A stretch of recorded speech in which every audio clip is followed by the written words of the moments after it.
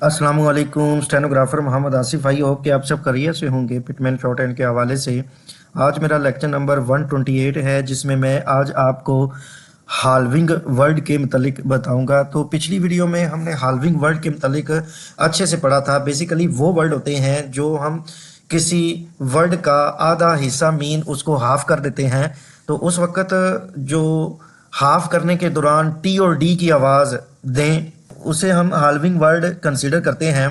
तो जैसे कि अगर कोई एफ है उसको अगर हम हाफ करेंगे तो वो टी और डी की आवाज़ देगा। तो ये ऐसे वर्ड्स हैं, उनके मतलब हम सीखेंगे। तो पिटमैन शॉर्ट हैंड के हवाले से आज की जो वीडियो है इंतहाई इम्पोर्टेंट वीडियो है, जिसमें मुख्तलिफ आउटलाइंस दे दी गई हैं जिससे आप सीख कर नेक्स्ट वाली एक्सरसाइज कर लेते हैं। बेसिकली कोई भी रूल्स आते हैं, S rules, R rule, H rule या इसके अलावा जितने भी हमने रूल्स पढ़े हैं उनको सीखने के बाद ही हम ज़्यादातर एक्सरसाइज करते हैं। तो ये भी वो वर्ड्स हैं जिनको हम सीख कर बाद में 87, 88 और आने वाली जो एक्सरसाइज है उनको सीखेंगे। आइए अब हम अपने टॉपिक की तरफ चलते हैं। मेरे पास ये 48 ऑप्शन है। A finely hooked stroke is halved to indicate a following T or D। एक आखिर में आने वाली किसी स्ट्रोक के हुक में जिसको हम हाफ करके जाहिर करते हैं टी और डी। जैसे कि मेरे पास लफ्ज़ ये फाइंड है, तो बेसिकली ऑप्शन नंबर ए में जो लफ्ज़ फाइंड है, अगर हम इसको पूरा लिखें, एक फाइनल हुक, ये जो एन की हुक लगी हुई है, पहले एफ को हाफ किया गया है, यहाँ तक हाफ करने के बाद एन की हुक लगाई है, हाफ किया गया है, डी की आवाज़ देगा, ठीक है। हाफ करने से डी की आवाज़ देगा, उसके बाद एन की हुक ज्वाइन की है। लिहाजा ज़ाहिरी बात है कि पीछे एन के हुक के मुतालिक हम सीख चुके, क्योंकि एन की हुक फाइनल में लगाई जाती है, आखिर में लगाई जाती है, तो इसलिए ये हाफ करने के बाद डी की आवाज़ देगा और एन की हुक लगाएंगे, ये फाइंड हो जाएगा। उसके बाद फाउंड के लिए आपने ये अबव द लाइन आउटलाइन आएगी और ये फाउंड ऑन द लाइन आएगी। यही आउटलाइन आपने क्या करना है, एफ को हाफ करने के बाद डी की आवाज़ देगा, उसके बाद एन की हुक लगी है, आप उसके बाद आपने डिफ्थोंग लगाना है। एन की हुक बाद में लगने का मकसद ये है कि ये आखिर में आती है, किसी भी स्ट्रोक के एंड पे लिखी जाती है, पीछे ये हम सीख चुके हैं। उसके बाद इवेंट है, वी को हाफ करने के बाद टी की आवाज़ आई है, साथ एन की हुक भी लग गई है। इवेंट बेसिकली शार्ट वावल ई से स्टार्ट हो रहा है, ऑन द लाइन आएगी ये आउटलाइन। उसके बाद मिंट है तो और या मेंड है। मिंट और मेंड के लिए अगर एम को हाफ करेंगे तो टी की आवाज़ देगा, साथ एन भी ज्वाइन कर देंगे, मीन है एन की हुक ज्वाइन कर देंगे। इसी तरह मेंड दोनों की आउटलाइन एक जैसी हैं। उसके बाद डिमांड है, डी पूरा एम के साथ एम को हाफ करेंगे और एन की हुक लगा देंगे, ये डिमांड की आउटलाइन हो जाएगी और ये ऑन दी लाइन आएगी। उसके बाद ये आउटलाइन माइंड की है, तो आई डिफ्थोंग आया है, एम को हाफ करेंगे, डी की आवाज़ देगा, साथ एन की आउटलाइन मीन हुक ज्वाइन कर देंगे, ये माइंड की आउटलाइन हो जाएगी। उसके बाद अमाउंट की है, ए वावल आया है तो अबव द लाइन से स्टार्ट करेंगे, एम को हाफ करेंगे, टी की आवाज़ देगा और साथ में एन भी जो हुक है और साथ में एन की हुक भी ज्वाइन कर देंगे। उसके बाद ये मोमेंट है, एम पूरा मो के लिए लॉन्ग वावल ओ, फिर एम हाफ करके मेंट के लिए आपने क्या करना है, एम को हाफ करके टी की आवाज़ देगा, साथ एन की हुक लगा देंगे, मोमेंट की आउटलाइन हो जाएगी। उसके बाद स्टेटमेंट की आउटलाइन है, तो आपने एस टी लूप के साथ मजीद टी ज्वाइन करना है। ऑलरेडी स्टेट की हम ये आउटलाइन सीख चुके हैं और मेंट हमने ज्वाइन करना है, एम को हाफ करके एन की हुक लगा देंगे और ये मेंट की आउटलाइन हो जाएगी, मीन स्टेटमेंट की आउटलाइन हो जाएगी और ये ऑन दी लाइन आएगी। उसके बाद पेमेंट है, ये ए वावल से स्टार्ट होते हुए ऑन दी लाइन आउटलाइन आएगी, पी के साथ आपने मेंट ज्वाइन कर देना है, ये पेमेंट की आउटलाइन हो जाएगी। उसके बाद मूवमेंट है, तो क्योंकि अबव द लाइन से स्टार्ट करते हुए आपने मूव की आउटलाइन ऑलरेडी आपने सीखी हुई है, तो इसलिए मूव के साथ आपने मेंट ज्वाइन कर देना, तो ये मूवमेंट की आउटलाइन हो जाएगी। उसके बाद सेटलमेंट है, तो सेटल की आउटलाइन आपने ऑलरेडी सीखी हुई है, सिर्फ मेंट ज्वाइन करना है, तो आपने एम को हाफ करते हुए एन की हुक लगानी है, ये सेटलमेंट की आउटलाइन हो जाएगी। उसके बाद शिप की आउटलाइन आपने सीखी हुई है, शिपमेंट बस मेंट लगाना है, तो एम को हाफ करते हुए एन की हुक लगाएंगे, शिपमेंट की आउटलाइन हो जाएगी। उसके बाद फ्रेंड है, अपने एफ आर सी को हाफ करते हुए एन की हुक लगाएंगे, ये फ्रेंड की आउटलाइन हो जाएगी और आपने ई का शार्ट वावल ई का इस्तेमाल करना है। उसके बाद फ्रंट है, एफ आर सी को हाफ करते हुए आपने एन की हुक लगानी है, दोनों की आउटलाइन एक जैसी है लेकिन वावल दोनों के आपने लगाने हैं, ये लॉन्ग वावल ओ और ये शार्ट वावल ई का इस्तेमाल कर। उसके बाद डिपार्टमेंट की आउटलाइन है, तो आपने डी के साथ पी आर सी के साथ मेंट ज्वाइन करना है डिपार्टमेंट और ये ट्राइफून भी आ जाएगा। ये सारा ये ट्राइफून और इसमें ये शार्ट वावल ई और मेंट लगाने की ज़रूरत नहीं है। जस्ट आपने D R P R C के साथ मेंट ज्वाइन करना है। डिपार्टमेंट की आउटलाइन को अच्छे से आपने प्रैक्टिस करनी होगी। कम अज़ कम जितनी भी आउटलाइंस हैं आपने कम अज़ कम एक पेज लाजमी करना है एक आउटलाइन को लेकर। तो इस तरह फिर ये आउटलाइन ज़्यादा स्ट्रॉन्ग हो जाती हैं। आउटलाइन ज़्यादा स्ट्रॉन्ग होने की वजह से आपकी स्पीड में भी ज़्यादा इजाफा होता है, क्योंकि डिपार्टमेंट को 40 की टाइपिंग चाहिए होती है और 80 की शॉर्ट हैंड की स्पीड चाहिए होती है पर वर्ड्स मिनट के हिसाब से। उसके बाद मेरे पास लैंड है, एल को अपवर्ड हाफ करेंगे, डी की आवाज़ देगा, एन की हुक लगाएंगे, वावल ए आया है मीन अबव द लाइन, ये स्टार्ट करेंगे, लैंड की आउटलाइन हो जाएगी। उसके बाद अराउंड है तो ये भी ए से स्टार्ट होते हैं, आर डाउनवर्ड के साथ हाफ करेंगे तो ये डी की आवाज़ देगा, इनकी हुक लगाएंगे, अराउंड की ये आपने डिफ्थोंग आउ वाला लाजमी लगाना है। उसके बाद हो जाएगी आउटलाइन आपके पास ओपन।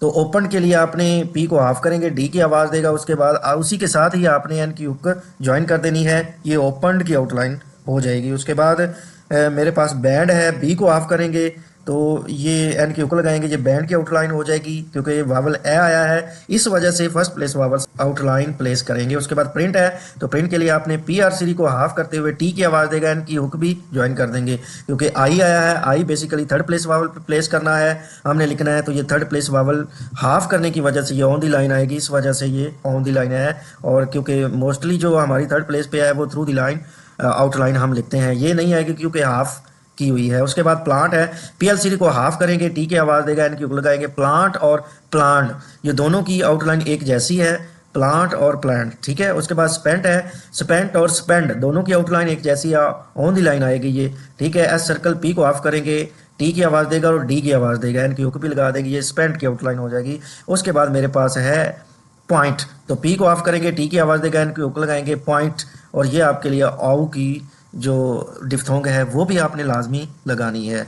उसके बाद मेरे पास आउटलाइन ये पाउंड की है, पी को हाफ करेंगे, डी की आवाज़ देगा, साथ एन की हुक लगा देंगे और डिफ्थोंग आउ आ जाएगी पाउंड, ठीक है। उसके बाद बाउंड है, बी को हाफ करेंगे, ये डी की आवाज़ देगा, साथ एन की हुक लगा देंगे, ये बाउंड की आउटलाइन आ जाएगी और ये ऑन दी लाइन आएगी। उसके बाद अटेंड है, टी को हाफ करेंगे, डी की आवाज़ देगा, साथ एन की हुक लगा देंगे, ठीक है, अटेंड की आउटलाइन हो जाएगी। उसके बाद एक्सटेंट है तो और एक्सटेंड है, एक्सटेंड के लिए आप क्या करेंगे, के के साथ है एस सर्कल और टी को हाफ करेंगे, टी की आवाज़ देगा, साथ एन की हुक ज्वाइन कर देनी है, ये एक्सटेंट की आउटलाइन हो जाएगी। उसके बाद एक्सटेंडेड की भी यही आउटलाइन है। उसके बाद इंस्टेंट है तो इनके साथ एस सर्कल टी को हाफ करते हुए एन की हुक लगा देंगे, ये इंस्टेंट की आउटलाइन हो जाएगी। उसके बाद असिस्टेंट है तो एस पूरे के साथ एस सर्कल लगाते हुए असिस्ट हो जाएगा, टी को हाफ करेंगे, एन की हुक लगाएंगे, असिस्टेंट की आउटलाइन हो जाएगी। उसके बाद स्टैंड है तो एस सर्कल के साथ टी को हाफ करेंगे, उसके बाद एन की हुक लगाएंगे, स्टैंड की आउटलाइन हो जाएगी क्योंकि स्टैंड आवाज़ आई है फर्स्ट प्लेस वावल पे, ये आउटलाइन आएगी,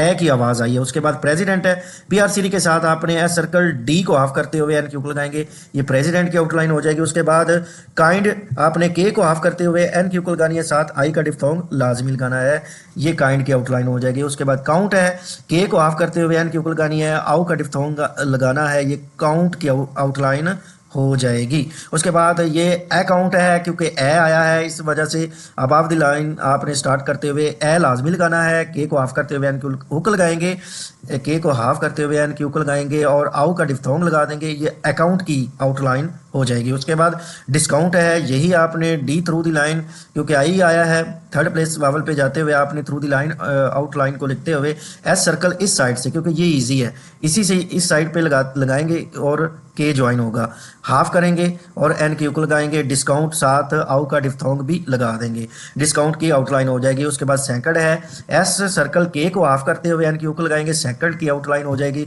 उसके बाद ग्रैंड है तो आपने ए वावल आया अबव द लाइन, गे आर सी को हाफ करते हुए एन की हुक लगाएंगे, ए का वावल भी लगा देंगे, ग्रैंड की आउटलाइन हो जाएगी। इन क्लाइंट के लिए आपने इन के साथ के एल सी को हाफ करते हुए एन की हुक लगाएंगे और साथ में आई का डिफ्थोंग लगा देंगे, इन क्लाइंट की आउटलाइन हो जाएगी। उसके बाद वेंट है, वही को हाफ करते हुए टी की आवाज़ देगा, एन की हुक लगाएंगे, वेंट की आउटलाइन हो जाएगी और वावल भी लगाना है। उसके बाद वांट है तो वही को हाफ करते हुए आपने क्या करना है, एन की हुक लगानी है, ये वांट की आउटलाइन हो जाएगी। उसके बाद टर्न है, टी के साथ आर अपवर्ड हाफ करते हुए एन की हुक लगाएंगे, ये ये टर्न की आउटलाइन हो जाएगी। करंट के लिए आपने के के साथ आर अपवर्ड हाफ करते हुए एन की हुक लगाएंगे, ये करंट की आउटलाइन हो जाएगी। बाज ऐसी आउटलाइन है जिनके साथ वावल आपने लाजमी लगाना होता है और बाज के साथ ना भी लगाएं तो वो पढ़ा जाता है। जैसे ये वॉन्ट है, आपने लगा लें आई का डिफ्थोंग, हर एक के साथ कोई भी अगर डिफ्थोंग ये जो सारे आई वाले इस्तेमाल हो रहे हैं आपने लाजमी लगाने हैं। उसके बाद ये राउंड है, अराउंड और राउंड में लाजमी फ़र्क होगा। अराउंड आ गया तो अबाव दी लाइन आपने इस्तेमाल करते हुए यही सेम आउटलाइन आपने फर्स्ट प्लेस वावल पे ये लिखनी है, क्योंकि ए आया है। अगर राउंड आ जाए आपने ऑन दी लाइन लिखनी होगी और आउ का डिफ्थोंग लगाना है। उसके बाद रिटर्न है, आर अपवर्ड टी के साथ आर अपवर्ड हाफ करेंगे, एन की हुक लगाएंगे, रिटर्न की आउटलाइन हो जाएगी। उसके बाद अप्रूव्ड है तो आपने क्या करना है, पीआरसी को ऑफ करते हुए वी की हुक लगाएंगे। अब ये वी की है पीछे एन की, तो ये अप्रूव्ड की। इस तरह गिफ्ट है, गे को ऑफ करेंगे, एफ की हुक लगाएंगे, ये गिफ्ट की आउटलाइन हो जाएगी। उसके बाद सर्व्ड है, S circle R upward half करेंगे, ये सर्व्ड की आउटलाइन हो जाएगी। उसके बाद ड्राफ्ट है, डीआरसी को ऑफ करेंगे, एफ की हुक लगाएंगे, ड्राफ्ट की, ये अचीव्ड है। चे को ऑफ करते हुए अबव द लाइन स्टार्ट करते हैं, ये डिजर्व्ड है। डी के साथ आर अपवर्ड के साथ आप एफ वी की हुक लगाएंगे। उसके बाद ये रिजर्व्ड है तो आर अपवर्ड करते हुए आपने एस सर्कल फिर आर अपवर्ड को हाफ करते हुए वी की हुक लगानी है, ये रिजर्व्ड की आउटलाइन हो जाएगी। उसके बाद ऑब्जर्व्ड है तो आपने क्या करना है, बी के साथ एस सर्कल आर अपवर्ड को हाफ करते हुए डी की आवाज़ देगा, वी की हुक लगानी है, ये ऑब्जर्व्ड की आउटलाइन हो जाएगी। आगे मेरे पास ये शॉर्ट फॉर्म्स हैं, तो शॉर्ट फॉर्म्स के मुतालिक मैंने आपको यही कहा हुआ है कि इसका रट्टा लगाना है, अच्छे से तैयार करनी है, प्रैक्टिस करनी है, क्योंकि जितनी भी शॉर्ट हैंड है, ये बेसिकली जितनी भी आउटलाइंस है जो पीछे मैं पढ़ा चुका हूँ, जितना भी पढ़ा चुका हूँ, तो इसकी बुनियाद दरअसल इसकी प्रैक्टिस पर है। अगर आप जितनी ज़्यादा प्रैक्टिस करेंगे उतना ज़्यादा आपको ये फ़ायदा होगा कि आपकी स्पीड बढ़ेगी, आउटलाइन स्ट्रॉन्ग होंगी। तो आउटलाइन स्ट्रॉन्ग होने से आपकी स्पीड भी ऑटोमेटिकली बढ़ेगी। तो शॉर्ट फॉर्म्स में आपने जस्ट उनकी प्लेस का ख्याल रखना होता है और शॉर्ट फॉर्म्स इंतहाई इंपॉर्टेंट होती हैं ये शॉर्ट हैंड के अंदर। जब आप इसको सीखते हैं बड़ी इंपॉर्टेंट, ये बड़ा अहम किरदार अदा करती हैं स्पीड को बढ़ाने के लिए। तो जैसे कि ये मेरे पास फर्स्ट में है जेंटलमैन, जे को ऑफ किया तो साथ एन की हुक लगा दी है, ये जेंटलमैन की आउटलाइन हो जाएगी और ये आपने लाइन के ऊपर से लिखना है, मीन फर्स्ट प्लेस वावल पे ये लिखी जाएगी। उसके बाद ये जेंटलमैन है, अगर जेंटलमैन आ जाए तो आपने यही same outline on the line कर देनी है। मैन आ जाए, मीन ये जो मैन वाली है अबव द लाइन, और अगर मैन वाली आ जाए आपने ऑन द लाइन लिखनी होगी। इसी तरह ये कैन नॉट है, के को हाफ करते हुए एन की हुक करेंगे, ये phrase can not basically did not, can not ये इस्तेमाल होता रहता है, हेल्पिंग वर्ब है, इनको भी आपने लाजमी याद रखना होता है। तो ये कैन नॉट की आउटलाइन हो जाएगी। उसके बाद टोल्ड है तो टीएलसी को अगर हम ऑफ करेंगे ऑन द लाइन ये शॉर्ट फॉर्म्स आएगी, ये टोल्ड की शॉर्ट फॉर्म होनी है। उसके बाद ट्राइड है, टीआरसी को अगर हम ऑफ करेंगे ये ट्राइड की आउटलाइन आएगी और ये short form above the line लिखी जाएगी। उसके बाद ये ट्रेड है, सेम टीआरसी को हाफ करते हुए ये ऑन द लाइन आएगी, ठीक है, लाइन यहाँ से खत्म है लेकिन ये ऑन द लाइन आएगी, ठीक है। उसके बाद ट्रेड और टू वर्ड दोनों की सेम है लेकिन ऑन द लाइन आएगी। उसके बाद थर्ड है, इथारसी को हाफ करेंगे ऑन द लाइन आएगी, ये भी ठीक है, लाइन यहाँ से मध्यम है, मीन मिटी हुई है, नज़र नहीं आ रही लेकिन ये लाइन के ऊपर आएगी, ठीक है। उसके बाद फ्रेजेस हैं, जैसे ये हैड नॉट अक्सर आता है, ये हेल्पिंग वर्ब है, हैड नॉट, डू नॉट, ठीक है। तो आपने डी को हाफ करते हुए एन की हुक लगाएंगे, ये हैड नॉट की आउटलाइन हो जाएगी। उसके बाद डू नॉट, तो डू नॉट के लिए ये दोनों के लिए इस्तेमाल होगी, ठीक है, और ये अबव द लाइन आएगी, ऑन द लाइन नहीं आएगी, यहाँ लाइन बिल्कुल मध्यम है, मिटी हुई है। तो उसके बाद डिड नॉट है, डिड नॉट ये ऑन दी लाइन आएगी, ठीक है। ये हैड नॉट और do not above the line लिखना है आपने, ये हैड नॉट होगी शॉर्ट फॉर्म, फ्रेजेस होगा। उसके बाद ये did not on the line आएगा, ठीक है। उसके बाद कहता है कि if it is necessary to indicate in your shorthand notes that a longhand abbreviation is to be used, write a fully vocalised outline for the abbreviation. उसके कहने का मतलब है कि आपको ये लाजमी तौर पर जाहिर करना होगा कि शॉर्ट हैंड के अंदर आपने जो कोई आपने नोट्स अपने बनाए हुए हैं तो उस वक्त एब्रीवेशन जो है लॉन्ग हैंड के अंदर इस्तेमाल करते हुए उसको लाजमी आपने समझना होगा। ये जो एब्रीवेशन है ये बेसिकली आपके आउटलाइन को इस्तेमाल करते हुए लिखे गए हैं, कोई भी वर्ड को इस्तेमाल करते हुए लिखे गए हैं। जैसे कि वो कहता है, जैसे ये कुछ एब्रीवेशन इस तरह के आ जाते हैं, जैसे ये एब्रीवेशन है हैडंट, डिडंट, ठीक है, don't, doesn't, haven't, won't, isn't, couldn't, can't. तो आपने इनको इस तरह इस्तेमाल करना है। जैसे ये हैडंट है तो आपने एच का इस्तेमाल करते हुए डी को ऑफ करके एन की ऊपर लगानी है। ये फ्रेजेस मीन एब्रीवेशन फुली तौर पर आपने ऐसे लिखने हैं। जैसे ये डोंट है, उसके बाद डिडंट है, ये वावल लगे हुए हैं, और डिड नॉट और डिडंट में डू नॉट और ये जो डू नॉट है और डिडंट में लाजमी फ़र्क है, ये पोस्ट ऑफ वी के साथ जो आए हैं, ठीक है। उसके बाद डिडंट है, उसके बाद मेरे पास ये डजंट की आउटलाइन है। तो डजंट के लिए आपने डी या सर्कल और एन को हाफ करना है, ये डजंट की आउटलाइन हो जाएगी।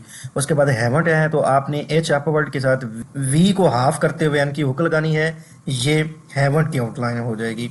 बेसिकली ये जो वर्ड है ना, इन वर्ड का कैसे आपको पता चलेगा, जब कोई डिक्टेटर एक डिक्टेशन करवाने वाला इंग्लिश में वो अगर वर्ड बोलता है डजंट मीन डोंट है, हैडंट है, डिडंट है, डजंट है, हैवंट है, तो अगर वो इस तरह वर्ड बोलता है फिक्रे के दौरान जब वो डिक्टेशन करवाता है, तो उस वक्त आपने लॉन्ग एंड में ये फुली आपने ये नोट रखना है इस चीज़ का कि हमने ये डोंट लिखा है, डिडंट लिखा है, ना कि डू नॉट लिखा है मीन ये डू नॉट। अगर आपने डू नॉट सुना है तो डू नॉट इस तरह आपने लिखना है, हैड नॉट सुना है तो आपने हैड नॉट इस तरह लिखना है, अगर आपने हैडंट सुना है तो हैडंट के लिए आपने इसी तरह अपोस्ट्रोफी लॉन्ग एंड जब आपने इंडिकेट करनी है मीन जब रिप्रेजेंट करना है लिखना है रिटर्न में लॉन्ग एंड में, तो उस वक्त हैडंट को आपने अपोस्ट्रोफी टी के साथ लिखना है। अगर हैड नॉट होगा तो आपने सिंपल हैड नॉट लिखना होगा। अगर डू नॉट है तो बेसिकली सिंपल आपने डू नॉट, क्योंकि वो डिक्टेटर से पता चलेगा, डिक्टेट जो डिक्टेशन देने वाला है क्या वो डू नॉट बोल रहा है या डिडंट बोल रहा है, तो डोंट बोल रहा है या हैडंट बोल रहा है या डजंट बोल रहा है या डज नॉट बोल रहा है या डिड नॉट बोल रहा है, तो उस वक्त आपको पता चलेगा, ठीक है। इसी तरह मेरे पास ये वॉन्ट है, वही को हाफ करते हुए एन की हुक लगाएंगे, वॉन्ट हो जाएगा। इजंट के लिए आपने क्या करना है, एस पूरा ये देखें जी जो है जो पीछे आउटलाइन हम सीख चुके हैं, हाफ करते हुए आपने एन की हुक लगाना है, इजंट हो जाएगा। अगर इज नॉट है तो वो सेपरेट हो जाएगा, उसकी शेप और उसकी आउटलाइन और लॉन्ग एंड भी इज नॉट ही होगी ना कि इजंट होगी, ठीक है। उसके बाद कुडंट है, कुड नॉट आ गया तो वो अलग है, ठीक है। अगर कुडंट आ गया तो आपने इस तरह वो पोस्ट ऑफिस के साथ ये लिखना है, ठीक है, टी के साथ। उसी क्या कांट है और देखिए कैन नॉट आ गया तो आपने इस तरह लिखना है, कैन नॉट कांट आ गया तो आपने इस तरह इसको लिखना है। लेकिन ये कब पता चलेगा, जब वो डिक्टेटर बोलेगा, ठीक है, डिक्टेटर की डिक्टेशन से पता चलेगा आया कि वो फिक्रे में कांट बोल रहा है या कैन नॉट बोल रहा है, ठीक है। उसके बाद नोट में ये कह रहा है कि के और जो एन है ना ये अलग है, यानी कैन नॉट, कैन और नॉट ये दोनों अलग है, सेपरेट है, ये सेपरेट वर्ड्स है, ठीक है। तो आई होप आज की जो वीडियो है इंतहाई इंपॉर्टेंट वीडियो थी, इसके बारे में आपको अच्छे से समझ आ गई होगी। आप में से अगर कोई इंटरेस्टेड है, मुझसे कोई ऑनलाइन शॉर्ट हैंड सीखना चाह रहा है, तो वो मेरे व्हाट्सएप पे रब्ता करके मुझसे इसके बारे में डिटेल्स ले सकता है। और उसके बाद अगर कोई मज़ीद इंटरेस्टिंग वो भी सीख सकता है बिल्कुल मुनासिब फ़ीस पे। लिहाजा आपसे गुजारिश है कि आप मेरे यूट्यूब चैनल को सब्सक्राइब करें ताकि हर जो नई आने वाली वीडियो है आप तक पहले पहुंच सके और आप बन सके government employee as a stenotypist, stenographer और APS। जज़ाकल्लाह।